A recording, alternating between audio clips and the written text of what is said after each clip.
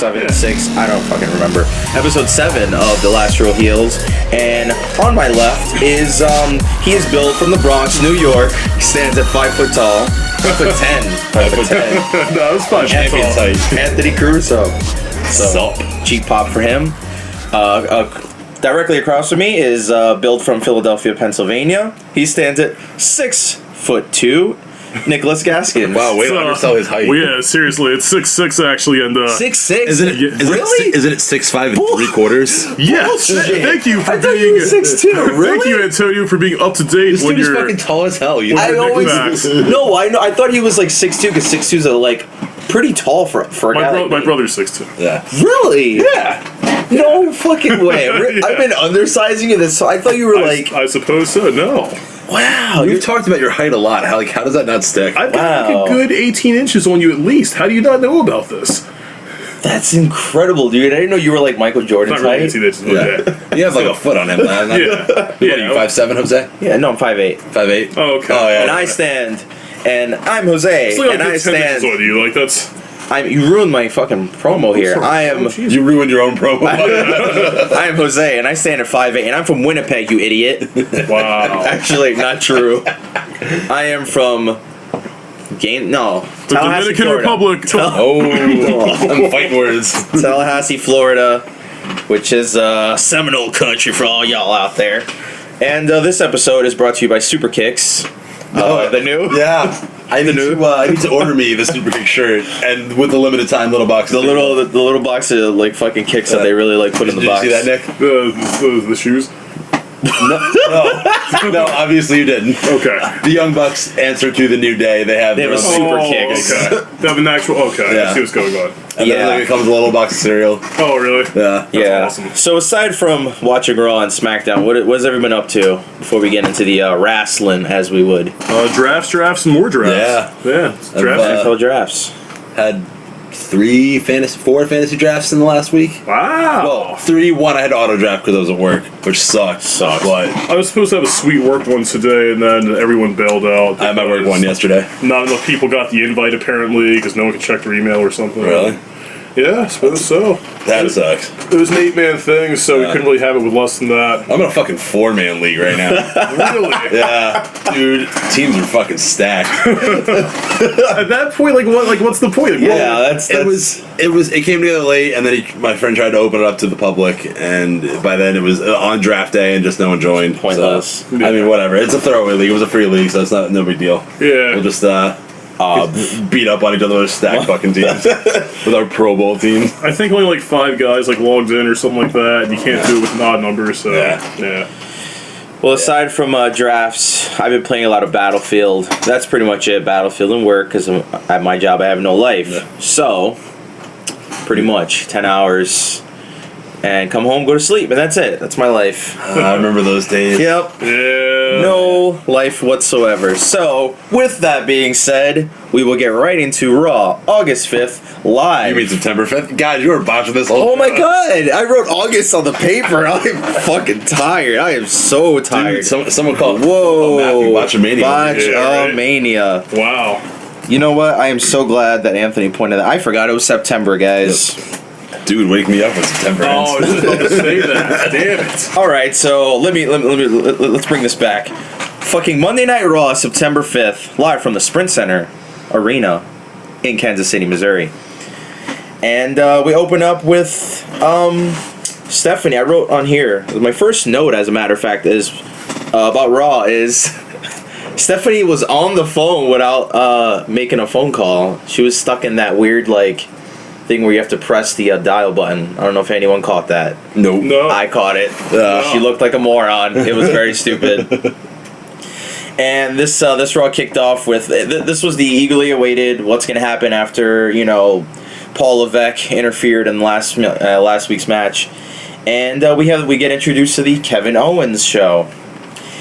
So these guys are in the ring, and Kevin comes out, Kevin Owens wearing a suit. Never seen Kevin, it. I never thought I'd see the day. I mean, the top button was unbuttoned. He wasn't wearing a tie, but Yeah, still, but still, it was a good look for him. It's a clean look. I like that. I've look I've ever never seen Steen ever wear a suit. Like, I've always seen him in fucking shorts. this guy and a looks like cutoff he's shirt. ready to ball at any That's point. why I said, I was like, Kev, not in the cutoff? Like, what is this? So, after that, he comes out in the suit, this and this and that. I personally was impressed. I know this is going to sound very weird to you, Nick, but I was very impressed by this Rollins promo. It looked like... I think they threw away the scripts now. I think... They did do a good... Like, Rollins came out and really saved he that whole really, promo. like, put balls into that promo. Yeah. And I watched it. I saw it on my phone because I saw it on the WWE app on YouTube. I didn't watch it like when I actually watched it on Hulu, but I saw it on my phone and I went, "Holy shit, that was a really good promo." He got Steph's face and like he was pissed, man. There was some balls. He's gonna be the baby face of the future. Yeah, which is so weird to say. I don't think baby face. That's what everyone's saying. That's what everybody. Face. Yeah, everyone I've talked to about it, they've been like, "Look, face Rollins." Yeah, that's. I think he's. There's no real difference between babyface and faceface. No. There's babyface. There's no level. Sugar coated, shaking hands, kissing babies. Rollins is just some really angry guy who the fans agree with. All right. Well, I mean, there's baby. Hulk Hogan was a fucking baby face. I don't think faces. Lex Luger was a baby face. the 1980s baby faces don't exist anymore. I've always differentiated between faces and baby faces. Like Bailey's Bailey's a baby face. Bailey's a hard baby face. Yeah, Newborn John Cena's a baby face. Like, you know. And Foley got one of the biggest pops of the night when he said that when Stephanie suspended Seth. And then Mankind, holy shit. And then Mick goes... And then Cactus Jack. The dude loves like, nah. My man says, actually he's not suspended. And Steph's like, what'd you just fucking say? The whole place like went absolutely nuts. Yeah. It's about time that Mick grew a set of balls. They real life got me with that. I was like, no. That was And then he's like, I didn't believe for a second. And I was like, yes. They actually sold me. I was happy with my that. man Mick, holy Foley, he grew a set of balls. Grew a sack underneath all that hair and told Steph to get fucked. So basically. But I love how he got the biggest pop of the night with that. Then he also killed the crowd simultaneously when he said, "Oh, you're gonna have a match, but a Clash of Champions." Yeah. Everyone's like, "Oh, thanks." No, that's kind of classic WWE, and I mean, you're not gonna have that match before. Obviously, but the fact that the crowd was so amped up about this rematch, he just killed their momentum. And good for him, man, because he got pretty disrespected by the game. You know, the game like totally like gave him the face on the way out, like, yeah, fuck you, dude. You know, like ripping the belt off his shoulder. Yeah, that fucking thing. So that Raw opens up with this. This is the first Raw after Kevin won the belt.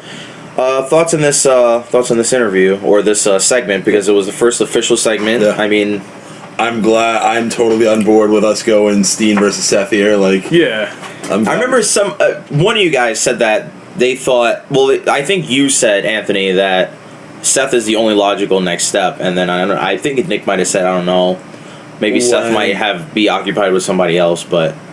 Seth to take it off of Steen or to take it off of to have won it in the first place? I think there was a common agreement that Seth was not going to be the next guy.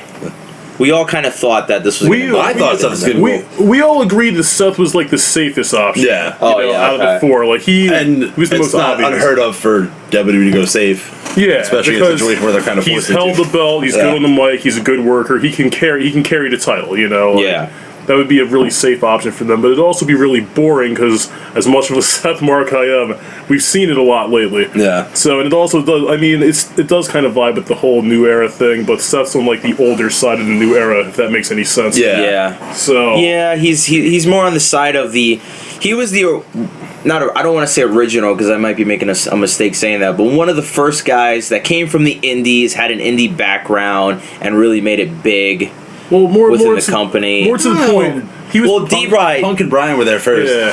I think after those guys. Yeah, more like, to the point. Punk, Shield. Yeah. Punk was gone. Punk had left. D-Bry was kind of getting hurt. You can say that him and Dean were kind of the beginning of like that the newer age. I wouldn't consider Dean an indie guy because he wrestled for a shit promotion like CZW. Oh, fuck off. So I don't consider thumbtacks on a table to be a wrestling, scenario. I'm sorry. I think Seth Rollins is a better wrestler. Well, no one's arguing that. The Shield kind of started this like influx of really good success stories coming out of NXT.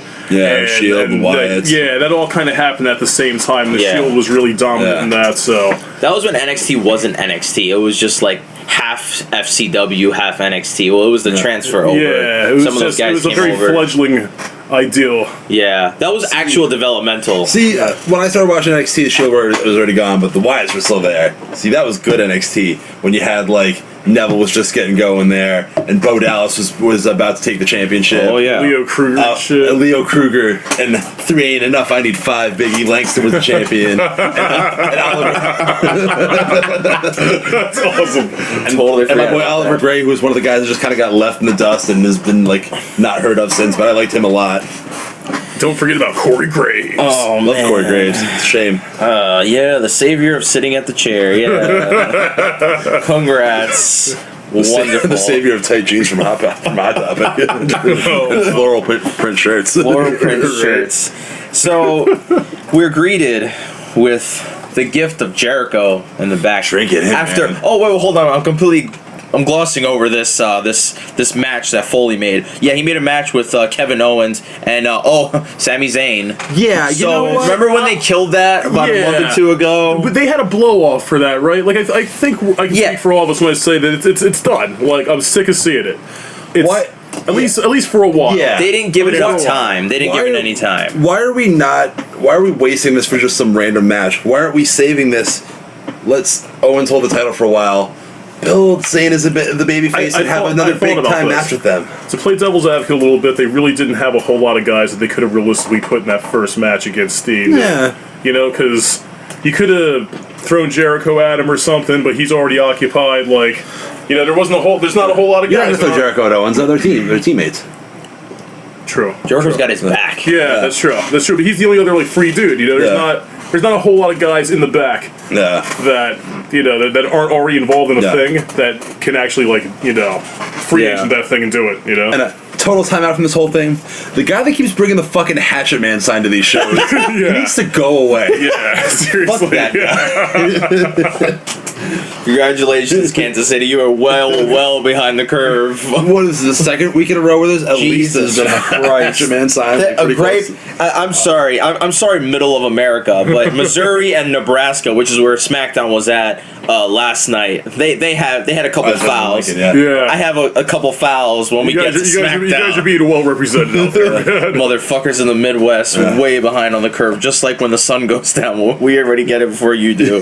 So, anyways, fuck Missouri. Wow. You had one World Series last year, or 2, but whatever. Yeah. Anyways, Chris Jericho has the moment of the night for me. I love this Chris Jericho so fucking much. I really do. He is so entertaining now because he's not just coming in, doing the job, cutting. Chris Jericho. This guy's literally redefined himself after a long time of coming back and leaving, and he proclaimed Kevin Owens the longest reigning Universal Champion. 7 days, man. 7 days. That was actually pretty good. And Steen reiterated. He goes, 7 days. Steve's face through that whole promo He was very amazing. serious. He was just, He's like, 7 days, longest champ ever, and fuck Finn Balor. Who cares, right? I love how they're low key shitting on Finn every week. I love Owens and Jericho. Yeah. I mean, they're great. I actually did enjoy that as much as Jericho pissed me off. I know. I did enjoy that. I know Kev is, and I think this is where they're gonna go with this, as seen by the end of Raw.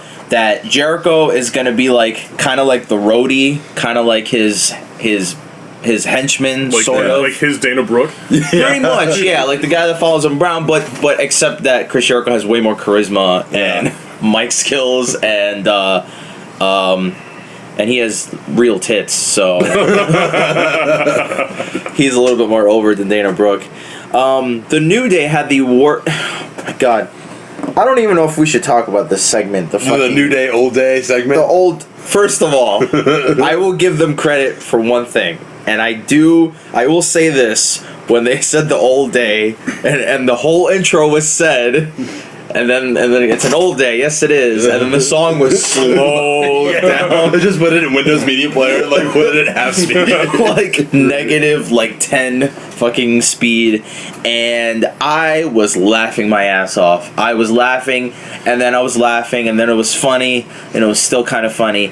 Then it was just not funny. Yeah. Then it dragged, and then it dragged, and then it dragged, and this fucking segment felt like it was never gonna end. Yeah. And not even the New Day could save it. Like, they came out, they did their whole shtick, and then, like, by that point, the crowd was like, all right, guys. Yeah. Completely asleep. Move it along.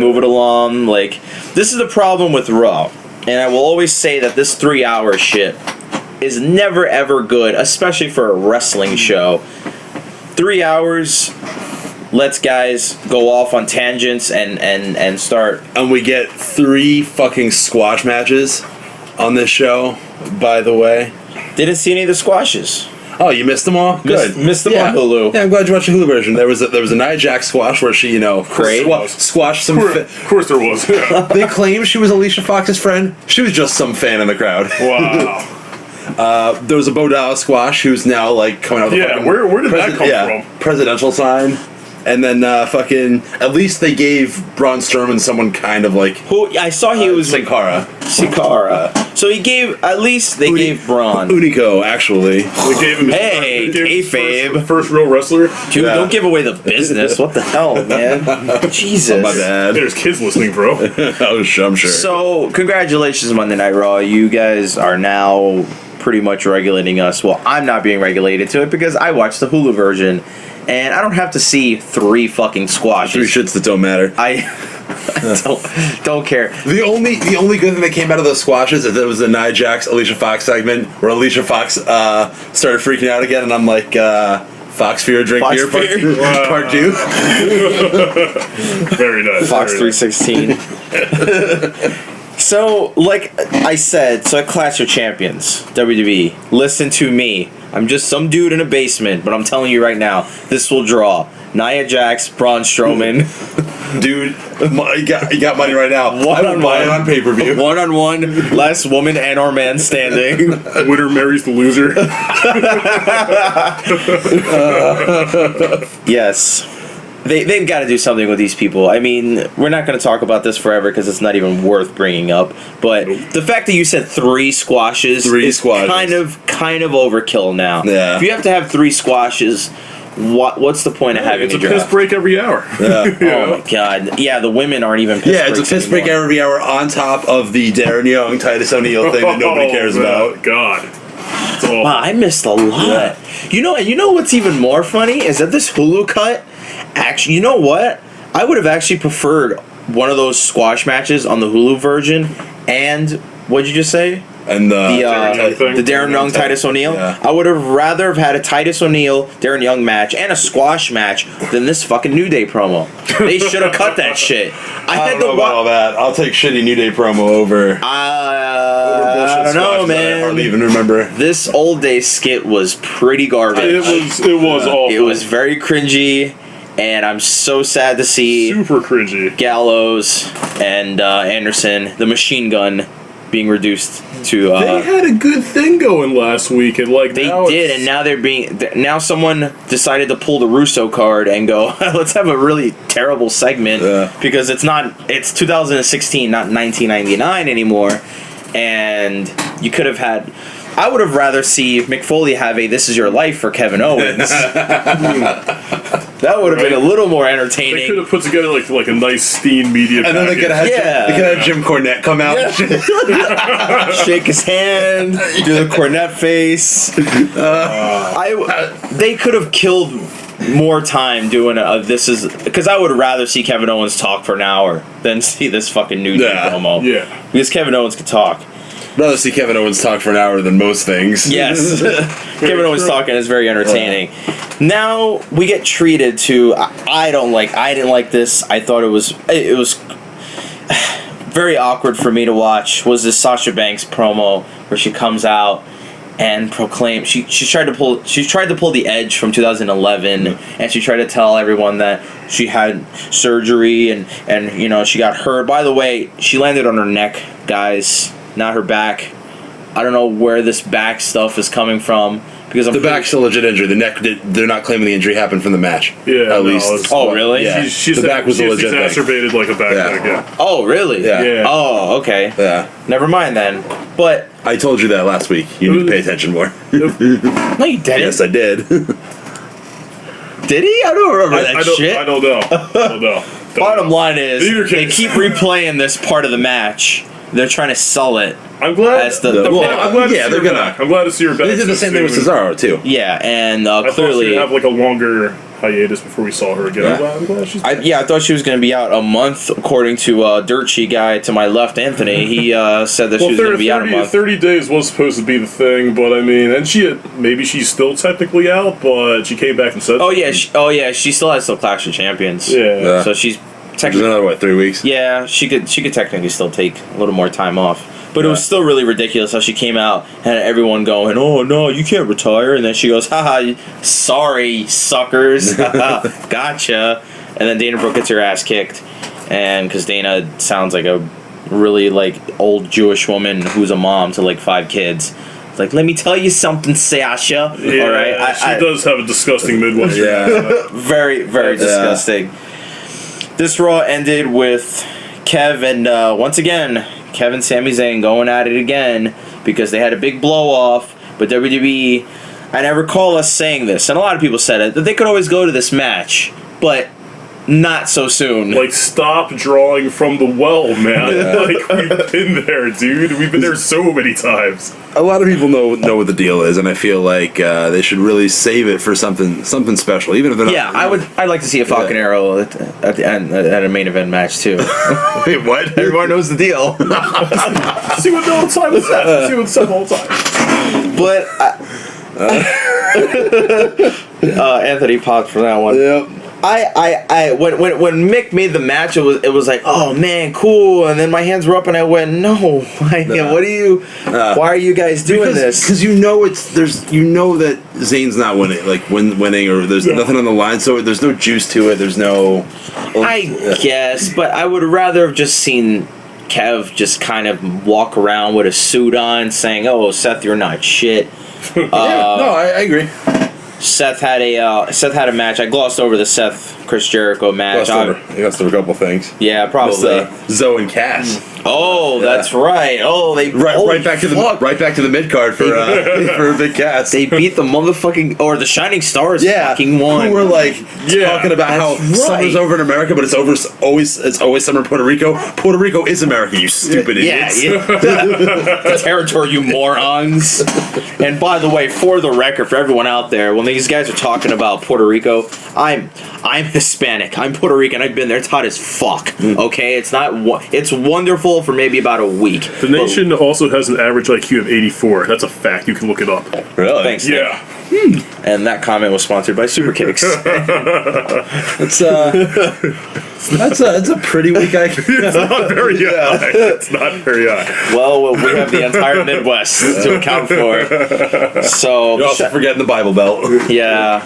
And the Shining Stars finally pick up a win, and you know what? I'm not gonna lie. I laughed and I went, fuck you, Enzo. Fuck you and your stupid promos and your garbage fucking jackets. Fuck this guy. I enjoyed the Enzo promo. The whole in labor. I thought it was hilarious. I was not a big fan of it. This guy's been hating on Enzo for quite some time. You're looking at a couple haters. I'm a couple haters. What? I'm a couple haters. A cup of haters? Like an instant cup of haters? That's the only thing. Just Enzo as like a mouthpiece, kind of like the Jimmy Hart to Hulk Hogan, kind of like the hype man. I could see that. I could see that happening in the future. Enzo being a big name guy, and then Enzo's his hype man. You mean Caspian? You said Enzo. What did I say, Enzo? Being a big name. So Enzo's gonna mouthpiece for himself. He's gonna be. I ran out of coffee. And Big Cass is just gonna be behind him, and he's just gonna keep slapping his knee. Yeah, fucking Colin Cassidy when he gets up to the main event. Enzo's gonna be his mouthpiece. And I can see that happening. Yeah, so, Enzo's never going to be the guy, you know? No, not ever. But we will fast forward back to the Kev and Sammy match. obviously Kev wins the match. Looks like Raw's about to end, and then everyone's favorite guy, my favorite guy, the guy, Roman Reigns comes out. Yeah. And just walks into the ring and goes, "Hey guys, I have greasy hair." So, remember me? I kind of like wrestle here a couple times. I got screwed too. Yeah. He just kind of walks in. If I knew that, if I just knew that all you had to do was walk into the ring, look at the champion, and go, "What's up?" and you could get a title match, then everyone could do that. No. But Roman could do that. I would have rather seen Roman instead of Sammy in that situation. Like, But you're That not would have made more sense. little Roman That would have made more sense. Like in that sense. It would have. And then the match would have ended, and then someone could have came out. DQ'd it. But yeah, you've got to save that and hype the main event for next week, because now all of a sudden Roman now has a shot to get in this Clash Champions match too, if he wins the match, and he's winning that match. Of course he is, because the old formula. Let's add more guys. Yeah. Yeah, but do you think you Because honestly? I've got to make this match no DQ, so it's got to be a triple threat. Of course, yeah, because guys. You honestly think that Roman's gonna go over on Kev? Yeah, it's a non-title match. Of course, he's going to go over. Yeah, keep Roman looking really, really strong, bro. As you forget. Oh, that's right. Yeah, that's right. Does that mean he's done with Rusev then? Is that? I guess so, man. I guess like that whole Did thing. Rusev come out on Raw?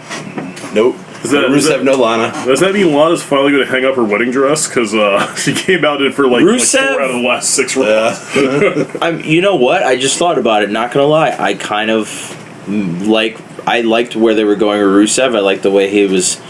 He was kind of being a big player, and then he just doesn't even show up on Raw. I hope they don't just like bury him or like put him in the corner or something. Like he had a lot of momentum coming out of that match. Like we all like Rusev. We all think he's really good heel. He's been getting better on the mic and shit. But wait a second. No, wait a second. How did that match at SummerSlam end again? It didn't even happen. Exactly. So where's the booking here? Where's the direction of this whole Rusev? Just kind of want you to forget about it. Nah, dude, we're world title. Triple H. Bruce is going to run into the triple threat. It's no DQ, so he's going to just totally fuck Roman up, and that could be a thing, which would be amazing. Yeah, that actually might be a. That'd be sweet as hell. Just keep Bruce as strong as fuck. He breaks Roman off, and then turns into the one-on-one that we all wanted to see in the first fucking place, right? That'd be awesome. That makes sense. You hear that booking? You're welcome. That makes sense. that one's on me. Free of charge. No monetizing on that one. I don't know. I didn't even think of that. That's actually kind of a good idea. This booking is just all over the place. Guys are coming in and out of rivalries. Booking's never always been that consistent. Not really. I think that's the one thing with WWE that's always been a fault, is that these guys just kind of like jump around with like guys, and there's no real build-ups. There's no real stabilization of unless we're talking Sheamus and fucking Cesaro, which obviously we're gonna have to stick it through. They're gonna get to 7 matches. Whoa. Cesaro's gonna win that 4th match. Yeah, definitely. He's got to win the next 3. Gotta win the next 3. I'm pretty sure that the 7th one will lead right into Clash Champions too. Oh, perfect. Because the 4th one is going to happen on a live event, and then that's 2 Raws before Clash Champions. Yeah, H2O Arena in London, I'm England. so glad this series has spanned 2 pay-per-views. Yeah. Maybe, hopefully, this one won't be in the pre-show. Yeah, right. Yay. By the way, how do you guys feel about Cesaro's 007 Titantron? I love his 007. I like it too. He's been doing it for a long time now. By the way, how do you? I never noticed it in the Titantron. I know he's been ripping the suit I've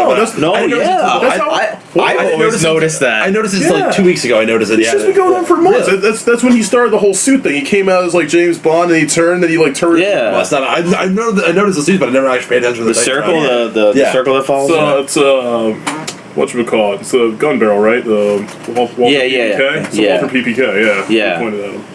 Yeah, really? You ever noticed that? No, not 2 weeks ago. I noticed it. That's why I said I couldn't wait for his WrestleMania entrance. He's probably going to come on like an Aston Martin. Yeah, that would have been sick. That would have been super sick. have a silencer on him and shit. With some gear on, like an exploding watch or some shit. Yeah. Some hot chick. Olga Kurylenko from oh man, what was the second 007 movie after Casino Royale? Oh wow, V2 a kill? No. Whoa, in the desert. The new ones? Yeah. Oh, Casino Royale, that was that second one. Quantum of Solace. Yeah. Boom. There it is. Quantum of Solace was the third one. It was right before Quantum of Solace. It was in between those. No, Quantum of Solace was second one, and then Skyfall was third. Spectre was fourth. Casino Royale was number one. Okay. All right. Sorry, guys. Sorry, minor. Daniel Craig had four. Yeah. We minor digression from the wrestling, anyways. Talking a lot of things on this podcast. Fantasy football drafts. 007. By the way, did you guys notice the amount of rock tape that this guy had on his body on this Raw? Cesaro. Oh yeah. He has rock tape on his back. He's got rock tape on his shoulder. I don't understand what the tape actually does. I just think it's tape for your skin, obviously. Probably it's probably really durable fucking tape. If it's basically like having a sling. It's kinesio tape. I forget exactly. I just don't understand how it works. I forget exactly how it's supposed to. It's supposed to like keep your shit stable or something like that. Well, it's basically like a sling without having a sling. Yeah. If you have to perform, it does all the things that a sling would do. Or like a splint or something like that. It keeps your shit in place without having all the bulk of having like some JJ Watt stuff showing your arm. Well, Cesaro literally looks like he's a broken down guy. Like he's got his back. Yeah, he's got tape on his back. Then the back injury they're trying to sell, which I realized wasn't legit when I rewatched when they showed the replay again this week, and they're trying to play like his back hit the post. You pay attention close enough, his back doesn't hit the post. It's square on his ass. WWE, you know how we roll. It looked legit at first. I thought it was legit. But I noticed it was like square on his ass in that replay. If I'm missing anything, I feel like I missed something. That was pretty much Raw in a nutshell. Yeah, pretty much. It wasn't like too much going on outside of Owens and Owens. Yeah. I'm glad that Owens got a lot of time. They talked about him. Jericho got a Jericho time, longest reigning Universal Champion, quote of the night. And Stephanie and Mick actually cut some pretty good promos. Yeah, like some very heartfelt promos. Are they going to go with a real theatrical? Is there going to be some sort of Mick Steph divide at some point? It's looking like it. Yeah, there's a little rift going there. My question is, are they going to now let guys go off the cuff now? Because scripted promos are awful. I mean, everyone knows what a scripted promo is, but I feel like now they're kind of veering away from the scripted promos. That's what they did with Steen when he came out. Like they had him. Yeah, I don't think Owens gets anything handed to him. I don't know if they'll fully go away from scripted promos, but I think the guys that they trust and know can deliver. I think they're gonna give guys classes and then still teach them, but for the most part, they got to go out there and talk about. Yeah, I mean, look at Bray, man. I mean, I'm pretty sure it's all him. Like just going out there. Yeah. Going off. He's been doing really good lately. Speaking of Bray Wyatt, that will segue right into our SmackDown segments. Well, first, what do we think of Raw? Is it? Oh, yeah. What do we think of Raw? It was decent. Yeah, it was decent. It was a good time killer. Yeah, outside of the longest segment of all time, the New Day. Start booking some early matches and fleshing out the card and stuff. And it wasn't great, but I mean, it was all right. Maybe we could do a little squash matches, but all I gotta say is we forgot one thing. We forgot Bayley versus Charlotte. Holy shit! The women. That's right. That is correct. Solid match from what I recall. Bayley won, so you know what that means. Yeah. She's losing. Oh well, champion. Yeah.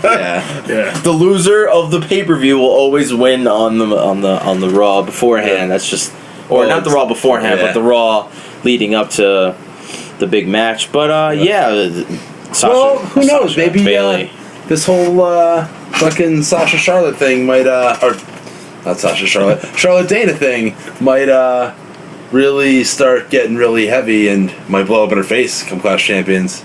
So that might cop Charlotte. So that leads to the question now that Charlotte or Dana will turn on her. Now that Sasha could with everything that happened in the match. Sasha proclaimed that she was getting a shot at Clash of Champions. So what's gonna happen with Bayley now? Bayley gets back in line and triple threat. Triple threat at Clash of Champions? Nah, we can't have one of those. That's unheard of. Two of those. Raw booking hates that.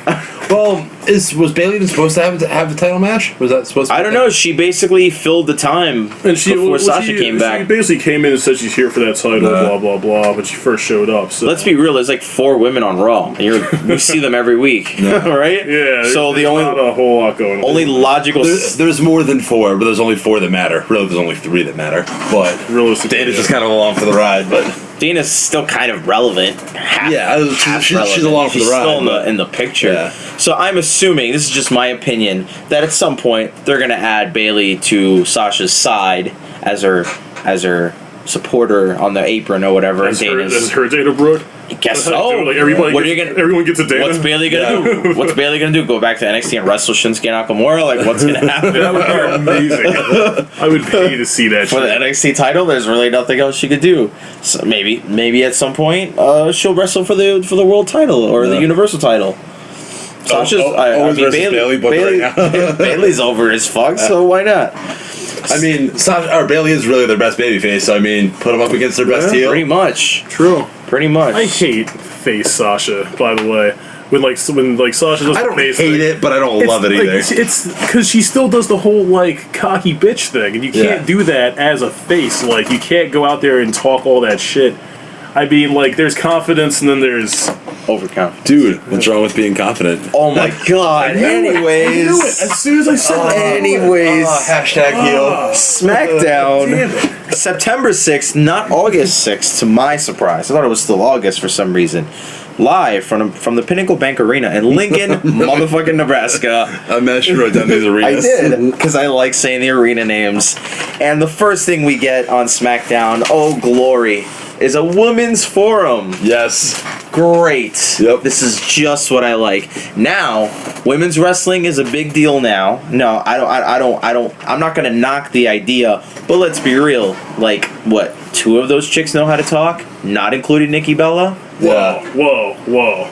I'd just like to say, Alexa Bliss did a great job coming out here and doing that whole Bella Trophy husband thing. Well, she actually cut a pretty decent. Hold on a second. Pretty decent. Natty was actually kind of convincing as a heel in that whole segment. She was once. Yeah, for a change. Yeah. Yeah, she was very convincing, and she's getting there. She's not there, but I mean, I guess she was a good heel when they were doing the whole Divas of Doom thing with her and oh my god, can't recall. I mean, oh my god, Beth Phoenix. Oh yeah, Divas of Doom. Oh my god, can you imagine both those women bench pressing you and then laughing at you because they're stronger than you, Anthony? Yeah, wow, that's some shit. Beth Phoenix probably squats more than him. Yeah. Anyways, Dude, squatted me deeply like a light. Daniel Bryan. By the way, Daniel Bryan, congrats on the shameless plug. Guy has no fucks whatsoever. Yeah, He goes, what a dick. By the way, guys, I'm not trying to slip this into the pro. I'm just going to tell you straight out. Total Bellas, by the way, watch it. Yeah, total plug. Here we go. Yeah. Yeah, but I don't know. Natty's promo wasn't as good as Carmella's, which was basically half of it was literally just her entrance. She just came in and was yeah, I'm Carmella, and I'm a bitch from Staten Island. She doesn't even mention that she's from Staten Island. She's the moonwalking. No, she moonwalks. Yeah. Some shit. Son of a gun, I don't know. Jet flying limousine.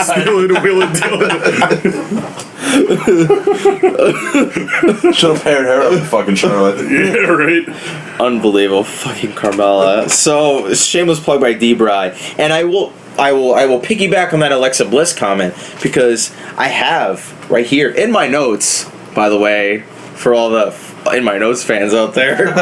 This is a gimmick? Yes, because I like fucking with Vic, because he hates when I say in my notes. So, in my notes I put, Carmella is the least of my worries. Rude. My favorite comment from Alexa Bliss. She did a really good job. That was, I like Alexa. I popped so hard. She was what carried, what's his face? What's their faces? Forgettable tag. Yeah, the forgettable tag team from NXT. Can't forget about that Where's Alexa chant when she stopped showing up. Yeah. The dubstep squad. Unbelievable. But Alexa Bliss, Alexa held her own. And you know what? And the heels got all super catty with each other. Yeah, so catty. And then I was like, this is predictable. We're going to have a heels versus babies tag team. Six women tag team match. I do like how, but I'm glad, I was very proud of Becky when she intervened in Carmella's little stupid promo and said, "You just gonna let her talk to you like that, Alexa?" Alexa's like, and then Alexa says, "Carmella's at least in my words." So I'm glad that she cut her off right in the middle of her stupid promo because no one wants to hear Carmella talk. Thank God. Carmella had like a cool little heel thing last week, and then she talked again and ruined it. Yeah. So. It leads to a big woman scuffle, and that's gonna eventually lead to a tag match later on. So the women open up SmackDown. By the way, I'm still waiting for the eternally beguiling Eva Marie to come back. I miss her quite a bit. Days for that. Yeah. I don't know what the day count is at, but hopefully it's up soon. If Carmella does better in the ring, I could forgive her for her mic work. Natty's Natty, so she'll be all right. Yeah. Alexa's probably gonna get good at some point because she's like not amazing on the mic, but she looks natural on the mic. Yeah. And she has a good look. She's a small girl. She's very flexible. She does all this good stuff. She can wrestle too. Yep. Not like Debray. She's not like at the technical wrestler of the year, but she'll get there eventually. Yeah. Nikki Bella shakes her ass. This is a better women's division than it ever was. Yeah, and I didn't think that when I looked at the group for the SmackDown team, I said, you didn't think much of Becky? it, right? Yeah. That's it. But they drafted Becky, and then but they're all kind of coming into their own, you know. Yeah, well, they're probably working a lot on their shit. Naomi's very good at tiring herself before she gets to the ring. I'm genuinely concerned for this girl. I think she's gonna pull a quad or something at some point. She's blowing herself up before the bell rings. She's over here. The Miami Heat aren't playing. Yeah, she's got like a whole step routine like on the ramp. It's awesome. I mean, the crowd gets into it. They gotta feel the glow. I like it a lot. The crowd gets pretty into it. Like it's a nice atmosphere. It's like a club atmosphere. And when people are drunk out their ass in Nebraska, everyone's gonna love that shit. And so that leads to the Miz. Miz comes out. He's talking shit in the back with Debray and Shane. Gets put out into the ring against Apollo Creed. Oh wait, Apollo Crews. And not much can be said about this match because no one cares about the Miz, and we're just gonna kind of not talk about this because obviously he went over Apollo Crews. How cringy was Dolph's commentating? Yeah, that was god awful. Yeah, that was really I bad. love Dolph, and I now that you mention it, it was kind of cringy. It was very weird at some points. Yeah, some points he called him Bradshaw, by the way. He did. Nice. He did. Retro. By the way, I'd like to say how nice the title looks on Maurice. Yes. Like her hold the IC belt, it just it looked natural. Like, let's be real here. Maurice for IC champion. Maurice could have the X Division belt, the one after the good one on, and still look good. Yeah, right. The big X on it. She could have the NXT belt on. It just looked kind of cool on her, Yeah. She looks good with anything. I love how they still want to make this like a coward and had sent her in after the belt. Yeah, let's be real here. Total bitch move. Let's be very honest right now. Maurice is the draw. Okay, Mike is not the draw. Yeah, she is the champion. The whole point of Miz holding the title is a big, pretty much promotion. What are you talking about, Anthony? Stop it! This is wrestling. Yeah. What the hell, man? This guy's over here talking about some baloney about some shit going on from some other show and some other. Who cares, dude? All right, Maurice is there to support her husband. You fuck. Yeah, God. Oh, you got me, guys. Oh my God! The next thing you're gonna tell me, Kane's really not burned in the face. That's bullshit, dude. Wow. Which, by the way, is Kane on Raw or SmackDown? Kane's the new Braun Strowman. Or he could just float. Like, what is that? I have no idea what. He was on Raw. I could have sworn he got drafted to Raw. Yeah, I have no idea. He was not. He's been on SmackDown. Really? Who cares? Nobody cares. He's been doing the Braun Strowman coming out. This was on the Hulu Cup, by the way. Like, Kane comes out, fucking buries some dude talking shit on the mic. Where was Tyler Breeze, by the way? He was missing for some reason. He was gone. I don't know. Oh yeah, I don't know. That whole segment was so weird. Fandango dancing with the tatted Dean Ambrose. Random bar chick like that. Yeah, what was that? And by the way, for the folks in Lincoln, Nebraska, I know you guys are Cornhusker fans out there, but the what chant has been dead for fucking years, okay? No, it hasn't.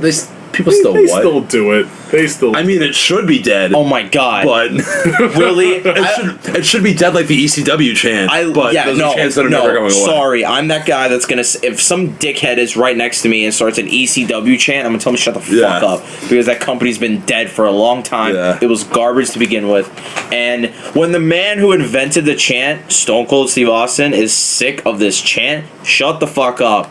Like. Of the what chant? It's annoying now. It's very annoying. And Fandango, why the fuck are you interfering in Fandango's promo? He's a fucking man. What is your fucking problem? No Tyler Breeze. Breezango is my favorite thing ever, and I got one half of this shit. I don't understand why Breezango, aren't in this tag team tournament. Well, they were, weren't they? Yeah, they lost the fucking... Yeah, but why they weren't, pushed? Major players, Because, the main event should have been Breezango versus Heath Slater and Rhino. Yes!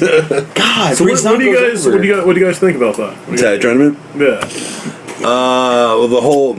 Like Canned Anthony's, who cares? American Alpha's winning. Who gives a fuck about this division? I don't know what's going on here. You think Heath's going over? Are you on the Heath train? Now that American Alphas, if they're going to be out of it, obviously Heath and Rhino are going over. Heath Rhino? Yeah. Which, by the way, before that whole match, the Usos came out and did that Samoan shit again. Can we stop it? Yeah. Did they stop doing that? They didn't do it. They didn't do it the last couple times I'd seen them, and they did it again. Now they're back with it. Yeah. Not really, not anymore. Yeah, well, it came back for one night, and now they're now they're heels. They're heels out of nowhere. Hold on a second. This is my big moment, Anthony. Don't ruin this. Okay, go ahead. The Usos got buried. Now they're bad men. They are no longer they're not heels. They're bad. Did they attack? Did they attack? What you call it? Chad Gable for The Rock. They did it for The Rock. Wow. That's right. You heard me. A Rikishi reference was made. But yeah, I was drafted for my fantasy team before SmackDown, so I was watching on my DVR. So I saw something about them being injured before I watched it. I didn't know if it was legit or not.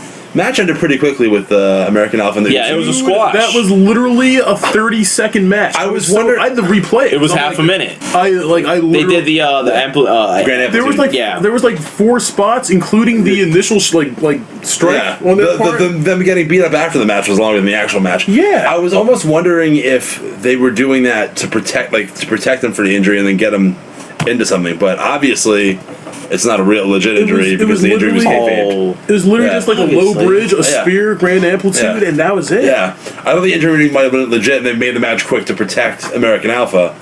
But if that's not the case, what's the point? That could also be the fire that makes them heels. The fact that they got squashed, so they're pissed. They're like, fuck especially these guys. to newcomers. Yeah, to some new guys, fuck them. And besides, it makes sense to turn them heel because let's face it, the whole Uso thing, it's kind of over. They're not. And not only that, but let's be real. Aside from with all the tag teams on SmackDown, there's no really good heel team. Yeah, it's not gonna be like the Vaudevillains or anything. Yeah, there's no real heel team that's holding it down. Except for the Ascension.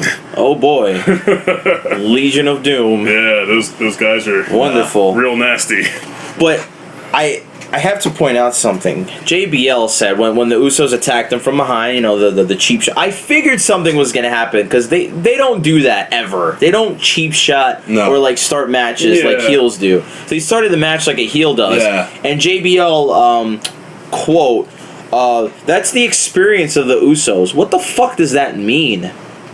So if Anthony attacks me from the back while I'm taking a piss.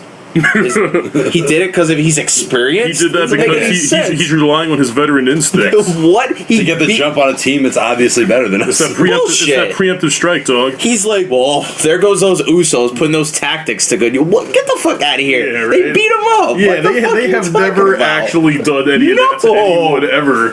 This goes back to my fucking statement about people saying he scouted him well. He does it every fucking match. Yeah. But this is not experience. This is them being dickheads. That's the Usos being cocks. That's just pretty much it. So the Usos are bad guys now. Yeah. And JBL. What happened after the whole Fandango thing? the whole Fandango and that weird chick in the ring. I totally forgot what was that. What was after the Fandango, and the chick that came in the fucking ring. What happened after that? Or was it the? It was the tag. Slater was the Slater match. Slater Hypers match, right? Yeah. Oh yeah. Yeah. Because fucking what's his name? Morrow said the house of Joe. Oh, what he said? You know, Joe Louis. Yeah, the house of Joe Lewis's house, and then JBL's like, it's fucking Joe Frazier, you idiot. And then everyone pops at the table. Yeah. I'm glad JBL's like an internet nerd. Yeah. I'm glad that he's kind of correcting guys all the time. He's pretty much speaking for the internet. And is JBL like the babyface commentator or the heel commentator now? I can't tell. Because like sometimes he like... I think he's just some dude who just... Like, not Byron, fucking Atunga's like the super babyface commentator, and Morrow's just the... Yeah, you're right, wait a second. Because JBL's been like on some like... been back in some babyfaces recently. That's weird. They don't have a heel commentator then. Yeah, I mean, JBL's been on Corey Graves is a heel commentator. But that's for Raw. Yeah, that's what I'm saying. Yeah. They have a heel commentator, then they got Michael Cole, and then they got Byron to kind of even the balance of heel versus not heel. Yeah. And I guess everyone on SmackDown is just giddy about everybody. Everyone's just kind of cool. Yeah, it's all kumbaya. Everyone's taking it, you know? Oh, man, the Usos. Wow. Ticks. Whatever, man. Yeah, back to Slater and Rhino. Slater Rhino. The Hype Bros. Slater's gonna slate all the way to the finals. Wow. Can't wait. That's how it's gonna go down. For sure. You think Slater's gonna slate all over these titles? Oh yeah. Dude, the hottest free agent in professional wrestling is about to not be a free agent. How long do you think that's really gonna last though? Like how long do you think that Slater's Slater over, man? Actually gonna like hold these titles down as a tag team? Not long at all. No, I don't think so. I don't even know if they'll hold it to the next pay-per-view. They might not even hold it to the next SmackDown. They might run with this. Yeah, right. I mean, when I found out that people like Slater, Slater's getting way over. Yeah, he gets a chance in other matches. Yeah, we want Slater chance. He's fucking over as hell, man. See, like here's the thing, people like Heath Slater. Like he's kind of a forgettable guy when they don't use him, but when they put him in segments, they work. Like they loved 3MB. He was the best part of the Social Outcasts. Yeah, or whatever the fuck they were called. Yeah. Heath Slater is good. He'll never be your top guy, but he's more than just a good hand. Heath finds a way to get over. Yeah. Despite all the bullshit that gets thrown at him. Yeah. He got over in a stable called the 3-Man Band with an Indian guy, a fucking the funny one. Yeah. with Ginger Mahal.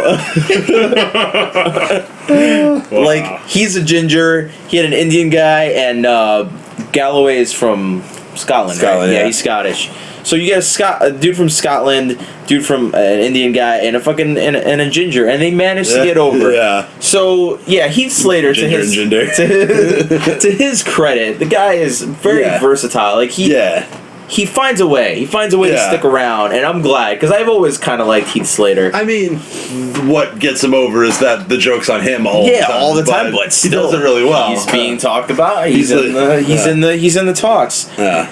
And unless I'm missing something, because the next thing that I was going to get into is the ending. I don't think. The only other major thing was the Bray Wyatt promo, and then that was a good promo.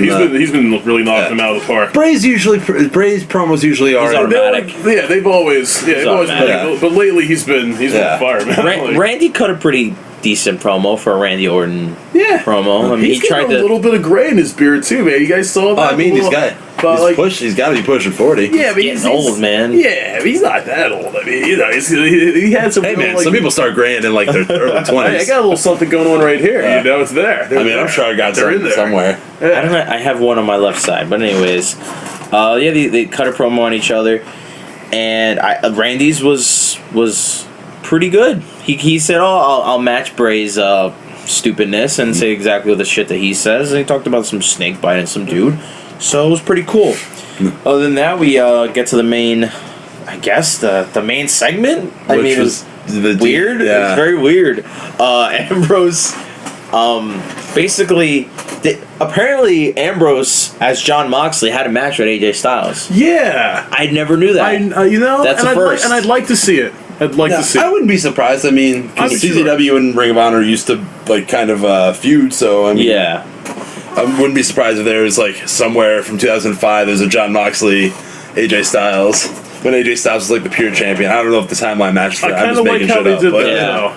I like how they did that because that's almost encouraging you to go check that out. Yeah. Well, if it's in CZW, I'm not checking that shit out at all. No, because John Moxley's garbage and he wrestles. I watched some Jesse McKay shit the other day in CZW and I was pretty upset. I'm sorry, I missed what you said. So Jesse McKay. Okay. I watched some of her old shit and like CZW. I was pretty damn upset. Yeah. Yeah, they did terrible things. Well, CZW is the pits of wrestling, man. Yeah. So, Yep. It's garbage. Anyways, these guys... this is coming from a guy who's probably maybe watched collectively 5 minutes of CZW action, knows just the stigma that it's like death matches and shit, which is not I don't like real. death matches. I just You realize that CZW isn't really that like at all anymore? Combat Zone Wrestling. Not credible to me at all. Just because of the name? Yeah, it's not a combat zone. It's a sport. Even though some of your favorite wrestlers have come out of there. Yeah, but they're wrestlers. John Moxley's not a wrestler. We're shitting on the whole promotion because of what it is, but then you're like, oh man, like totally forgetting that Drew Gulak and Biff Busick were there, like, cause like fuck it, because they're actually good. Like, so it doesn't get. Yeah, well, Biff Busick gets credit. Wrangler Man doesn't. Okay, Wrangler Man, Lee Jeans. Hey man, I'm not trying to say Dean Ambrose is better than Biff Busick or Drew Gulak. Hell to the no, but absolutely not. But even Dean admits it. Even he admits that he's pretty garbage with wrestling. So Dean's not a wrestler. He's not very good at the wrestling. He's a brawler type. He's a brawler. He just fights with his jeans on and a tank top. He looks like a wife beater. Yeah. And while wearing one, it's like some guy you'd like get a fight without back in a bowling alley. Yeah. I will always say that Dean looks like the guy in high school that just loved fucking with guys and giving them dead arms and like being in the back of the class, chewing gum. He's given a few swirlies in his Were you day. just leaning on my Trans Am? I bet you anything he drove a Trans Am. Get up off He had there. some sort of car with T-tops. Yeah. He's the guy that drove. Of course he fucking did. He inherited his dad's Mustang. Unbelievable. So these guys are talking about their match, and AJ's talking about how he beat John Cena. He's wearing the armband, which is beat up John Cena, which is pretty ridiculous. Which now. He's still wearing. He's still wearing it. Like Cena's nutsack as a trophy. Still wearing it. Still rocking the whole face that runs the place. And I'm glad they're actually like he's living up to the fact that he beat him. And he's like, yeah, fuck it, fuck you guys. I beat John Cena. Suck my dick. So hell yeah.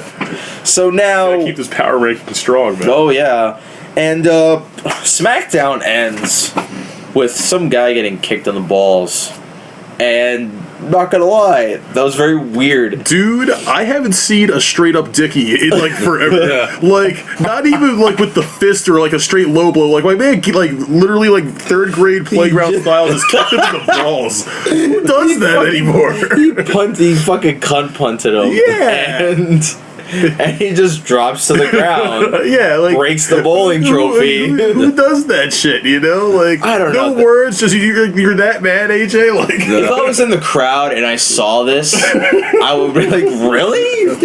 Well, I mean, I would have gotten up and left. Yeah. AJ's the heel. It's what is? Yeah, but dude, he kicked him. Kind of. Like, come on, bro. Kicked him in the balls. That's straight up. Yeah. And there was no ambiance. There was no he could have at least like Johnny Caged him, you know? Nope. Like no. Nope. This guy just straight up got kicked in the balls. Yeah. And that's how SmackDown ended. But for what it's worth though, Dean right before that did cut a pretty sweet promo. Like he actually got Oh yeah, he got really good with it. Yeah. These guys they obviously could both cut promos, and Dean's really good on the mic, except for that Stone Cold podcast, but we're not gonna talk about that. Wow. But yeah, man, some dude just gets fucking railed in the nuts, and then that's it. That's it. Like it's almost like the dude who's the producer's on the back, and he's saying to the guy, "All right, when he kicks him in the balls, just cut it off." And yup, all right, yeah, that's it. All right, guys, see you later from SmackDown. See you at Backlash. What a way to segue into your pay-per-view. Yeah. Before we get into the predictions and wrap this up with Backlash 4 days away, I want to mention just one more thing that happened on this, and it came with the Miz Apollo Crews match. That I looked up and I saw that the Titantron and the stuff on the stage was static. Like when usually what the Titantron is reflecting what's happening in the ring, and people are often trying to get on TV most of the time in the background. So there's guys waving their arms and doing this dumb shit, and everyone's on the phone and calling their mother to tell them to fucking tune in to fucking USA to see them on TV. But surprisingly, there was no movement. It was just... Yeah, they stopped doing that a while ago. Really? Yeah, like a year ago. Like, at least a year ago. On SmackDown? On both shows. Really? Yeah, because they made a big deal about it. Yeah. Oh, I didn't know that. Like WWE, but like people like were talking about it, yeah. Oh, I did not know that. That is very new to me. To not distract from the match, like to distract from matches. Yeah. I'm glad. Because... For so long, they would have... those fucking idiots. Yeah, there was people who would fucking be on TV. I mean, they knew they were on TV, but they just got off... There could literally be a fucking match in the ring going on for a world championship, but they're so worried about looking at themselves in the Titantron that it was, like, pointless. Yeah. It was pointless to put a fucking match on in front of these people, because everyone... But I saw people staring into the ring at this Miz Apollo Crews match, and I went... Thank God. I mean, I don't know how long ago they killed this. Like you just told me. I had no idea that this has been going on. But kudos, because wrestling. I mean, if it was up to me, it would be like old, like fucking back in the day where they just put the fucking lights on the match and the whole entrance was pitch black. I agree. And the match was the main focus. So after that, fast forward to the Backlash predictions.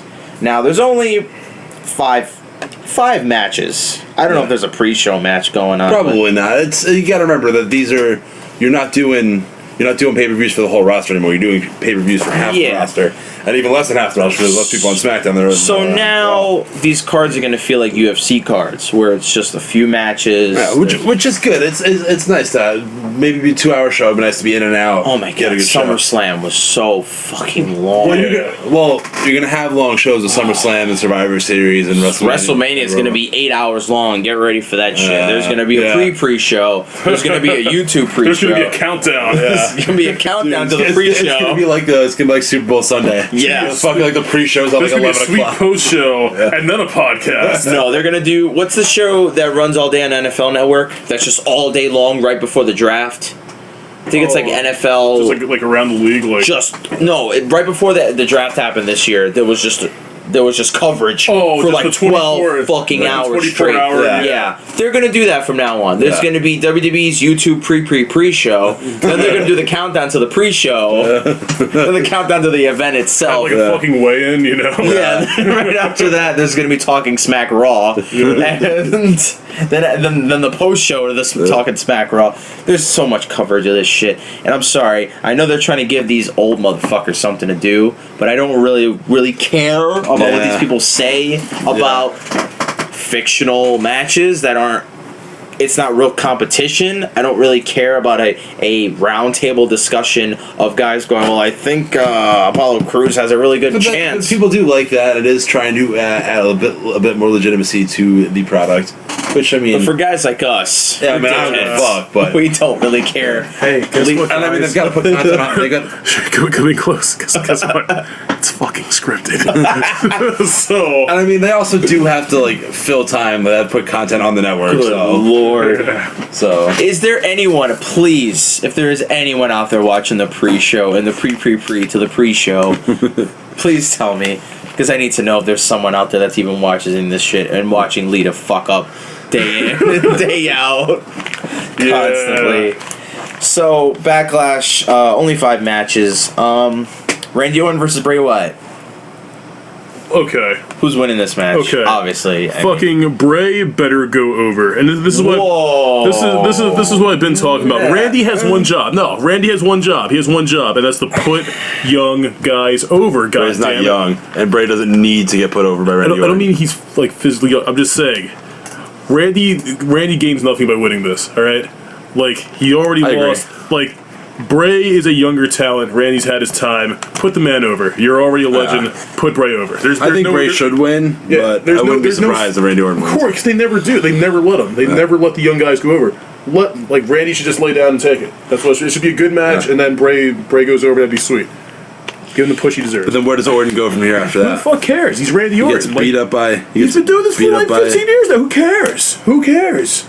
I don't think they're not putting the strap with Randy anytime soon. They're not going to rebound him from that god-awful ending with Brock Lesnar.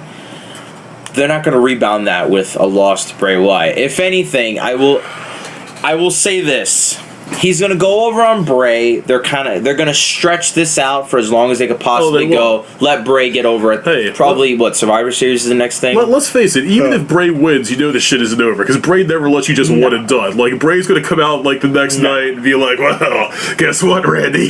You thought it was over." Yeah, well, it's never over with Bray Wyatt. It's not the evolution of man. Because I'm gonna promo you to death. Oh God, Randy! Sit down, get ready for the promos. I think if Bray Wyatt sat in a rocking chair and just talk to Randy Orton while he sat in a rocking chair, he's going to tap because Bray will talk a hole in his fucking head. He's the eater of worlds, dude. He's the eater of a lot of things. Okay. Wow. The buffet included.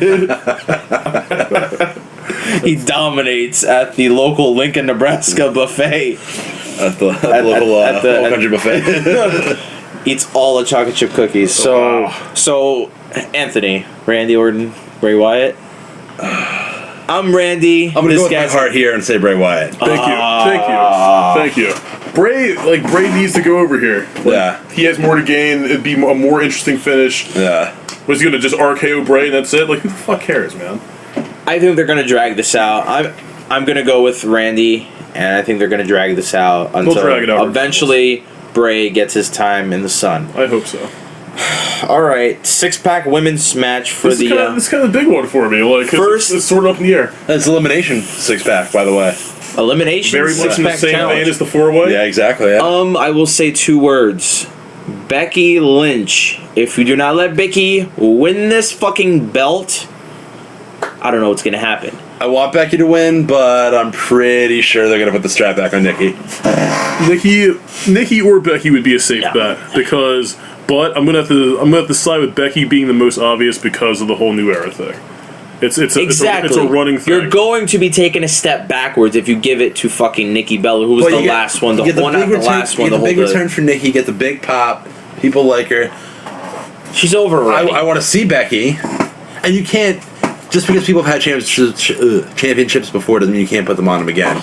Yeah, but what he just said, they're initiating this new era idea. That doesn't mean that every champion has to be a new champion. But the women's revolution. It's a new belt. It is a new belt. The women's revolution. And the women's revolution and women because. If you want to legitimize your women's division on SmackDown, you put it on a real wrestler.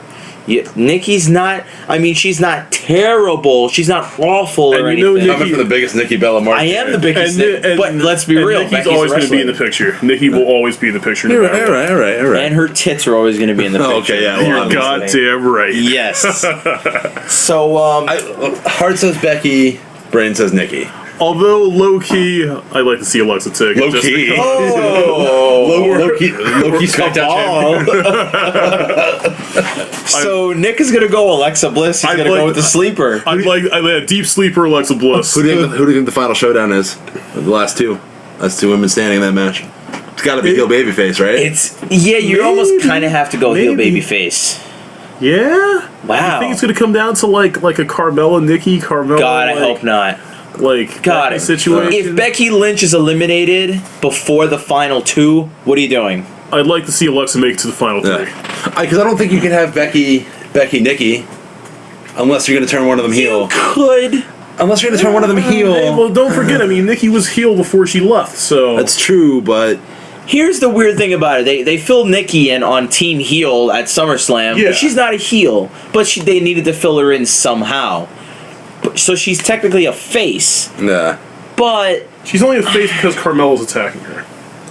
They're trying to have this balance of heel versus face. So what Anthony said, if you're going heel face, they could go natty somebody. Natty Becky, maybe? Natty Becky. Natty Nikki. No, I'm going to go Natty Becky. Natty Nikki. Because I keep going back to this. Total Divas is about to start up. This is great. Good lord. It's more revenue. They're gonna try to promote the shit out of it as much as they can. If these, first of all, Mike Mazanin has the belt already, so that's enough for that. Yeah, I think the second of all, booking decisions shouldn't be made because booking decisions should never be made based on a reality show. No. Mike has the belt for the fucking Total Divas, correct? Yeah. If Nikki gets the belt for Total Bellas, I'm calling up somebody and complaining. And if it comes down to Nikki Natty, like, I don't want to see a women's match from like 2013, man. Like, who cares? Like, I'd rather see Natty and Becky. If Becky's not, not, want to see wrestlers. Yeah. The Divas Revolution is based on women's wrestlers. Yeah. They try to in that 24/7. Then they try to say that the Bellas were a credible part of the. Yeah. No, they were time fillers. They bridged the gap from Trish and Lita to today. They were the only thing they were the only thing going on in the women's division until the real wrestlers came along and started to whip ass. So I'm gonna go Natty Becky. For the sake of heel face. I really want to say Natty. Becky. I really want to say Becky Nikki because it would kind of, sway the argument. That would work well, but I just don't think you would have two baby faces in that situation. Otherwise, it's going to go down to like Carmella, Nikki, or they might just go Carmella, Nikki because of the rivalry. I don't want to see that. They might just throw a curveball at us and have Naomi Alexa. Dude, I mean that would be so bad. Alexa Bliss, first champ, sleeper. I would like that very much. Establish yourself as top heel. Yeah, I like Alexa. I think she could do it. She's already kind of an asshole. Yeah. She doesn't. I don't think it's gonna happen. And you could literally throw anybody else, any of the other ones, against her in future matches. Like you can match her up with anybody. Yeah. She's good enough. She's a credible enough competitor, so she could get over. Yeah. The Bad Men or the Hype Bros. Yeah, how are they figuring out who's going to take on Slate? The Usos are going to wrestle the Hype Bros, and then whoever the winner of that match wrestles on the pre-show, Slate or Rhyno. I don't think. Well, you have enough. So technically, you're probably going to have another match. You're going to have 6 matches. You're going to have the Usos and the Hype Bros. Winner advances to the finals of the tag. All right. Tournament. So here's my prediction. If we're doing that, Usos beat the Hype Bros. Slater and Rhyno win the title. Usos bitch because they're tired because they wrestled 2 matches. They'll take the straps off of Slater and Rhyno on SmackDown, and then that'll set up them against American Alpha at the next pay-per-view. There you go. That's which would be Survivor Series. I don't think Survivor Series. I think there'll be one more before Survivor Series. Because Survivor Series is in November. We still have the October pay-per-view. Wait, Clash of Champions is on October, right? Clash of Champions is Raw, though. And Clash of Champions is at the end of September. But they're doing... It's going to be No Way Out, bro. What? No Way Out in October. What the fuck? Yeah. Wait, alright, so I don't know what the pay-per-view schedule is, but I'm assuming for 7 months they're going to do 2 pay-per-views. Then the big 4, and I'm assuming Money in the Bank, are going to be standalone ones, one a month. Okay.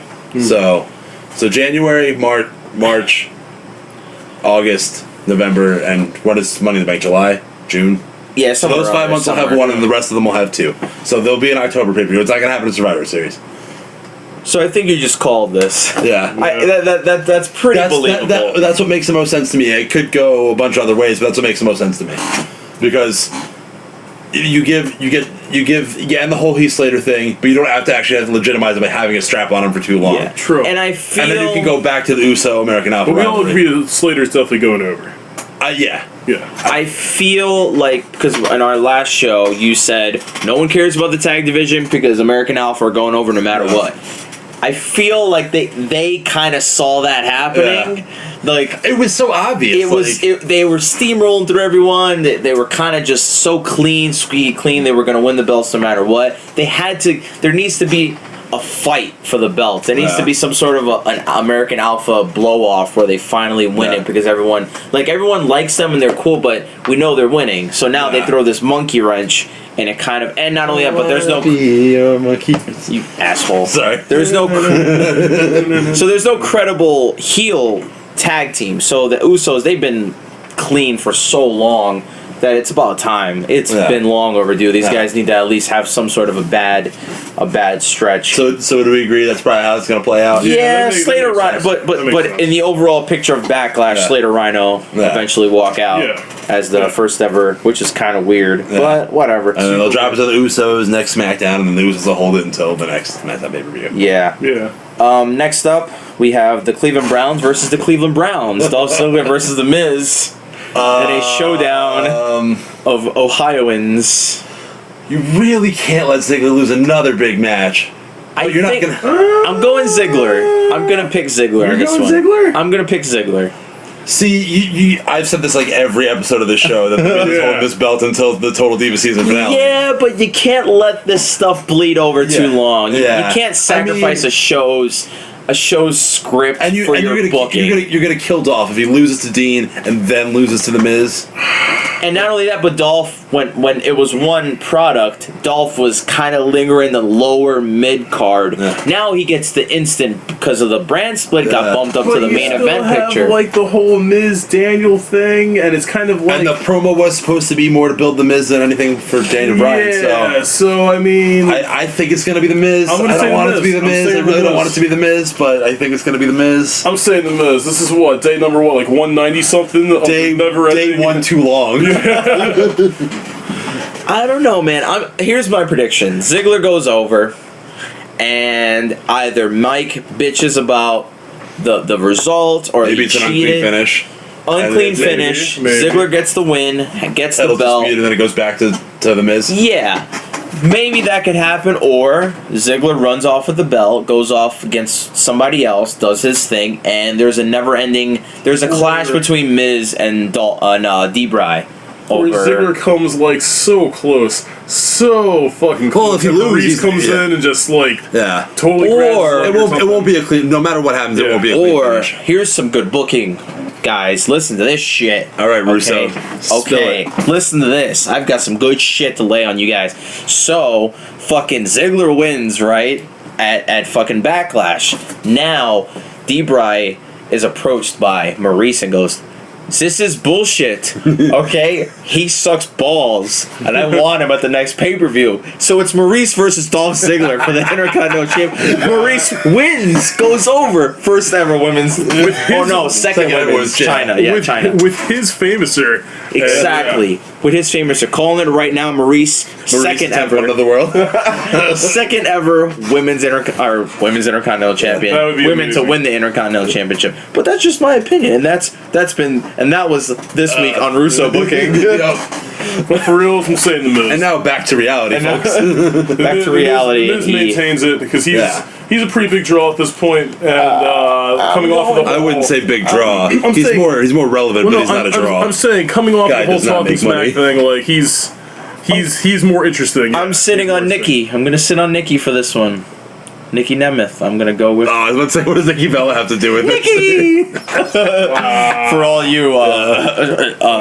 Oh man, what was that team Spirit called? Squad. The Spirit Squad. God damn. They had an awesome cage match with Shawn Michaels. Oh my god. right before him and the Game got back together. DX versus Spirit Squad. Summer of 06. Never forget. Never remember. Totally put it away. And our final match of the night. Dean Ambrose versus AJ Styles. I am going to say right now, AJ's going over. You're goddamn right, AJ's going over. AJ. I think he's finally wiped all that TNA stink off of him. He never had it. He never had it because AJ is AJ fucking Styles. He can wrestle anywhere. Yeah, he can wrestle wherever he wants. This would have never happened if he didn't have that run in New Japan, though. This would have never happened. No, absolutely not. That's what I'm saying. He wore it off in New Japan. Yeah. He reinvented himself, went back to ROH for a little bit. We saw him live in Philadelphia last year. Last January. Nothing against Dean Ambrose, but he's not even in the same league, man. Like, I agree. AJ Styles. It's got to be AJ Styles here. It's just going to be. There's nothing exciting that will happen going forward if you don't put the strap on AJ. Yeah, because if not AJ, then who else? Yeah. Literally, who else? Yeah. AJ. And SmackDown's already kind of boring as it is, so they need to really put some life into this thing. I feel like AJ needs to go over because he gets the belt, hold on to it, has a nice little reign as the champion on SmackDown.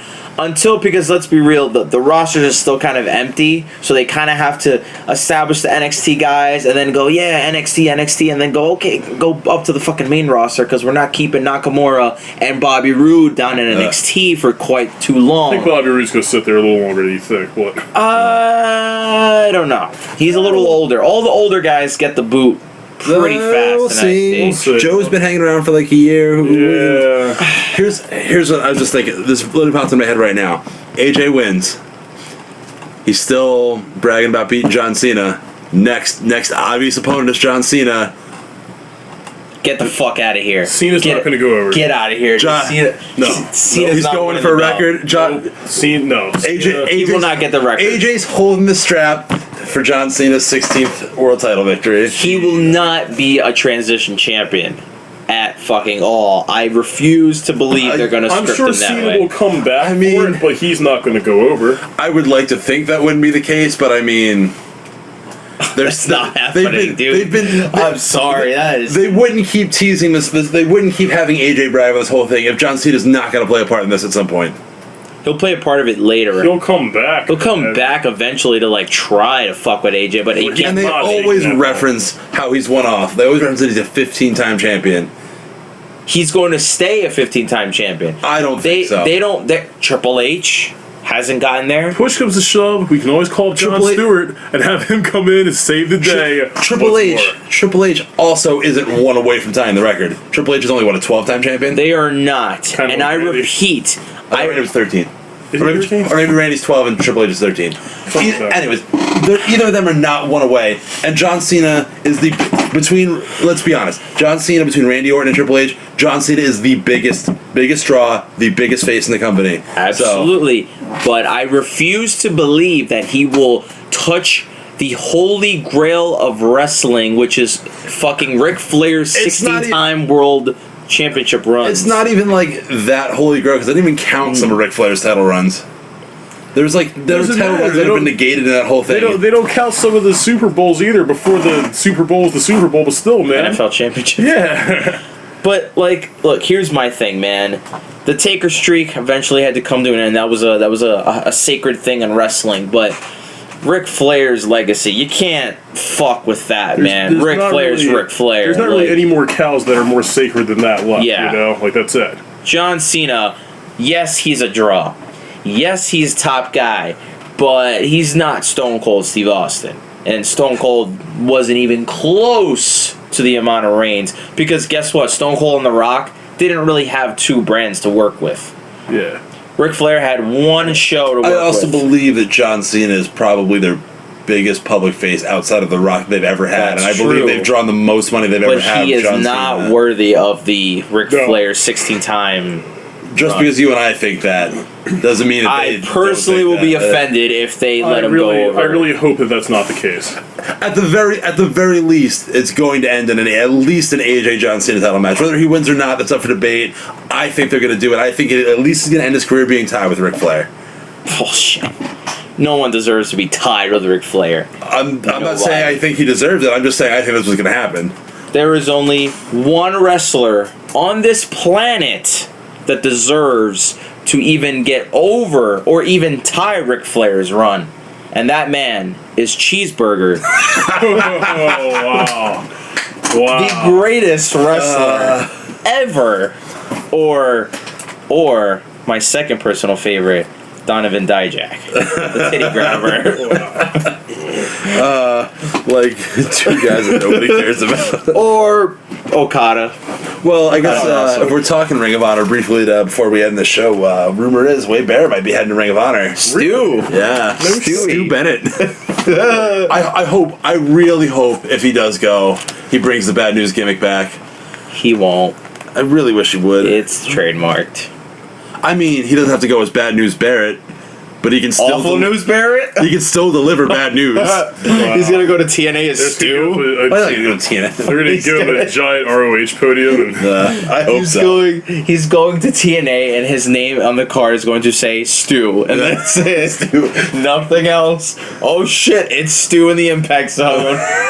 What's Stu Bennett doing in the Impact Zone? Speaking of TNA, Cody Rhodes is going to TNA too. Cody Rhodes is going to be wrestling. Cody Rhodes was in the Battle of Los Angeles. He was in the Battle of Los Angeles. really? He going Nice. He's going to ROH and TNA. He won't be able to use his name though in ROH or TNA though. Really? Cody Rhodes? Yeah. That was his real name? It's not his real name. Oh, it's not. Yeah. Oh, Runnels. Cody Runnels. He'll probably go by his real name.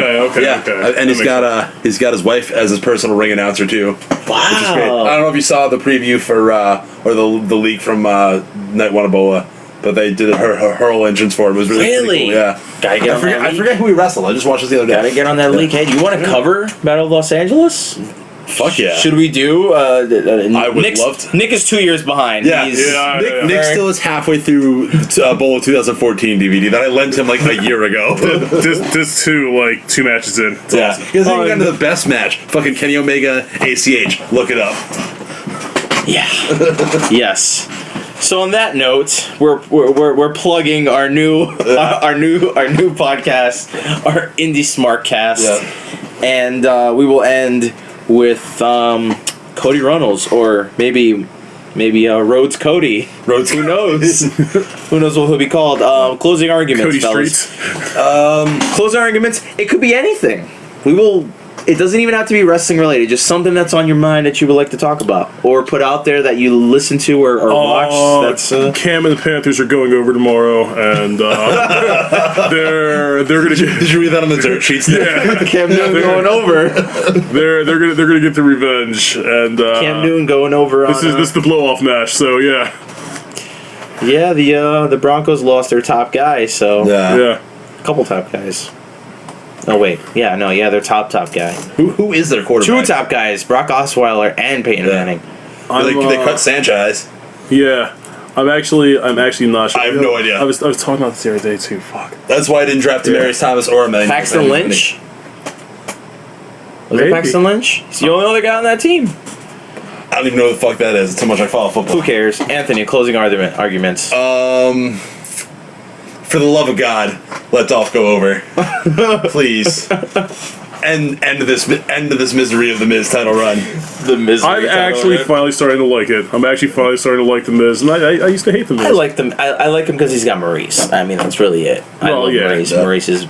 By the way, I'm not one for too much titty talk, but she was looking great in that getup on SmackDown. High thighs. Yeah. My closing argument will be, if anyone has the pleasure of listening to Talk is Jericho, there is a podcast that he did with Cody Rhodes and Zack Ryder where they talk about riding amusement parks and roller coasters for an hour and a half. I thought you were going to plug the Broken Matt Hardy one. No. That was actually very good, but I just listened to the one. These guys are they're really like big on amusement parks, and it was just Zack Ryder and Cody Rhodes talking about going to like Disneyland and going to Great Adventures, because these guys are they're big on amusement parks, and that was probably the most entertaining thing I've ever heard in my life.